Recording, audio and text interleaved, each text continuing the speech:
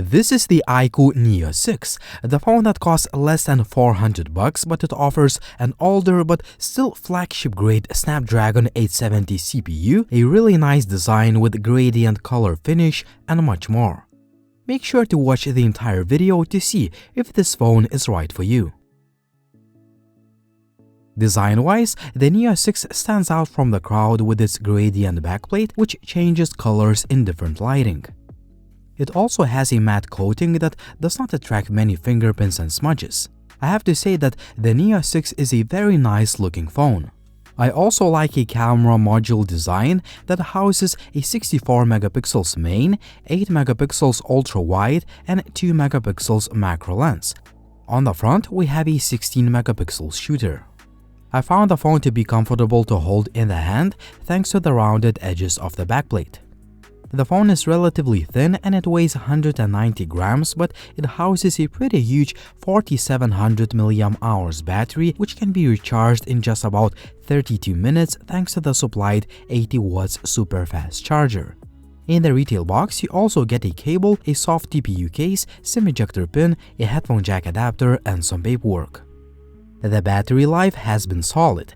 On average, you should get about 6 or 7 hours of screen on time, and if you use the phone just for the basic stuff, expect to get about 8 hours of SOT.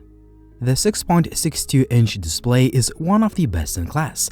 It uses an E4 AMOLED panel, it has a 120Hz refresh rate, peak brightness of 1300 nits, and it's a vibrant, punchy, and a very nice screen overall that can be easily seen in direct sunlight.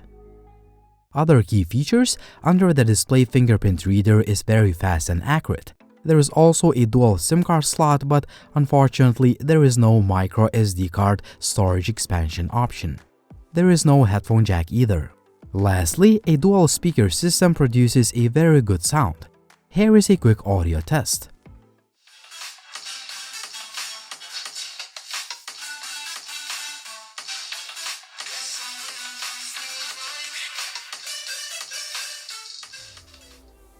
The phone has a dedicated game space interface, and there is a 4D vibration effect that so far works in titles like Asphalt 9, PUBG, and Call of Duty.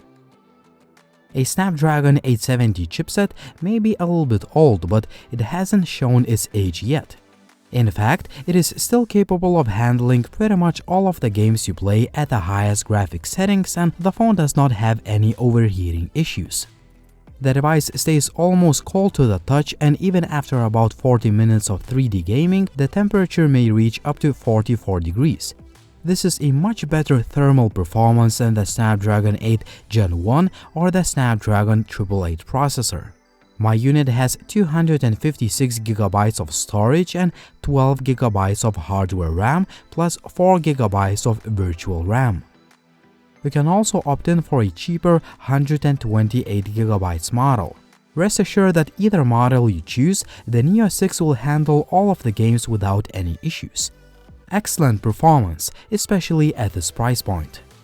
The device runs on the FunTouch OS that is built on top of Android 12, and we have a slightly customized UI with plenty of features. Just to name a few, there are quite a few display settings. There is a built-in theme store with plenty of themes available for download. You can customize the UI color and choose from quite a few always-on display styles. There are also a bunch of dynamic effects and animations to play with, and a lot of other features like gesture and motion controls. I didn't use all of them, but it's really nice to see so many options to customize your phone.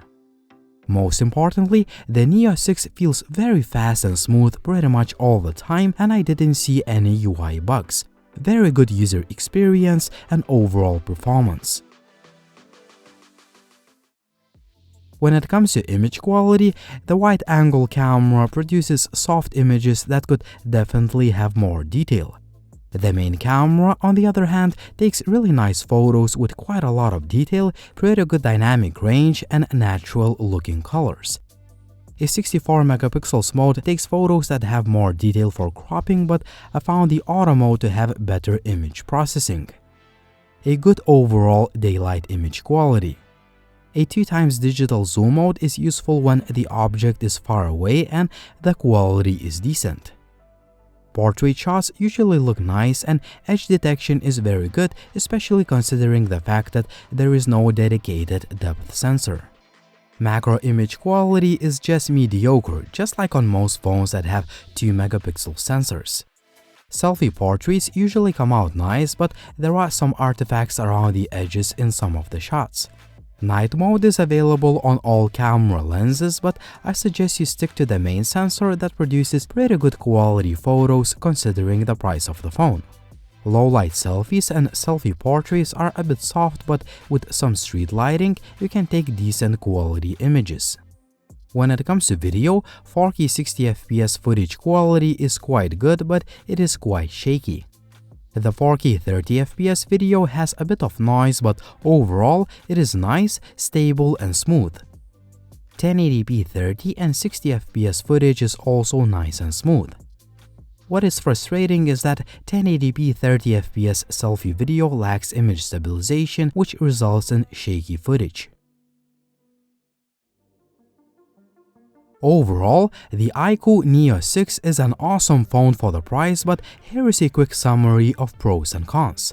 The cons include the lack of the micro SD card slot, there is no headphone jack, the wide-angle camera could be better, and selfie video lacks image stabilization.